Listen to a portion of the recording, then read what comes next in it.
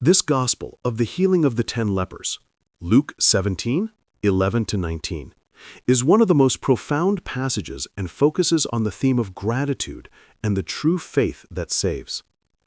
Analysis of the gospel of the 10 lepers. The narrative is divided into 3 key moments that offer powerful lessons. 1. Jesus' mercy and the obedience of faith. The passage begins on the border between Samaria and Galilee, a place of physical and social marginality. The 10 lepers, both Jews and Samaritans, marginalized by their disease, are united in their suffering.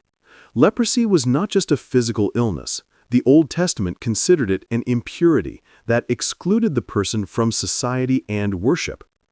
1. The cry. The lepers cry out to Jesus, asking for compassion. Their shout is an act of initial faith and hope, as they recognize him as Master with healing power. 1. The command. Jesus does not touch them immediately, but gives them an order that requires blind obedience and trust. Go and show yourselves to the priests. The priest was the only one who, according to the law, could certify their healing and reintegrate them into society. 1. Healing on the way. The miracle does not occur instantly, but as they went. This highlights that the cure is a fruit of active obedience to Jesus' word. All 10 believed and obeyed before seeing the result. All were cleansed, physically healed. 2. The contrast of gratitude. The 9 versus the Samaritan. The core of the teaching resides here. 1. The 9. They were healed of their disease. Upon seeing themselves clean, their immediate reaction was to continue their journey to the priest to obtain legal certification and recover their lost social life. They got what they asked for, but forgot the benefactor. For them, the healing was only a benefit. 1. The Samaritan. The foreigner. Jews despised Samaritans, considering them heretics. Luke emphasizes that the only one who returned to give thanks was precisely this foreigner. His reaction was not to recover his life, but to return to the source of grace. He, 1, returned. He retraced his steps. 1, praised God with a loud voice. His gratitude is public and joyful. 1, prostrated himself at Jesus' feet, a gesture of profound adoration and recognition. 1, gave thanks. He recognized Jesus not only as a healer, but as Lord.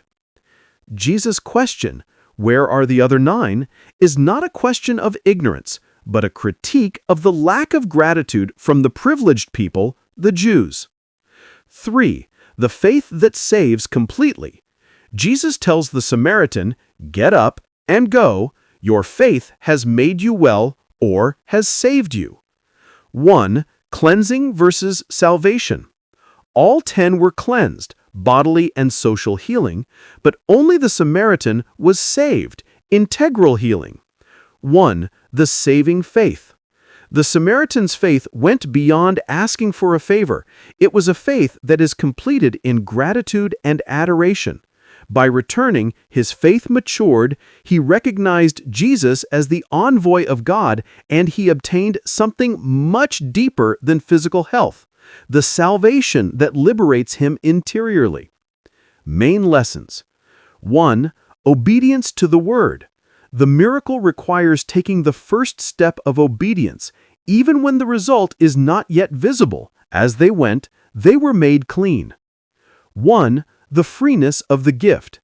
Jesus offers healing freely to everyone, regardless of their origin, Jew or Samaritan. God's grace is universal. 1. The importance of gratitude. The ingratitude of the 9 is a forgetting of God. True faith is not just asking for help, but returning to give thanks for the help received. Gratitude is the key that transforms healing into salvation.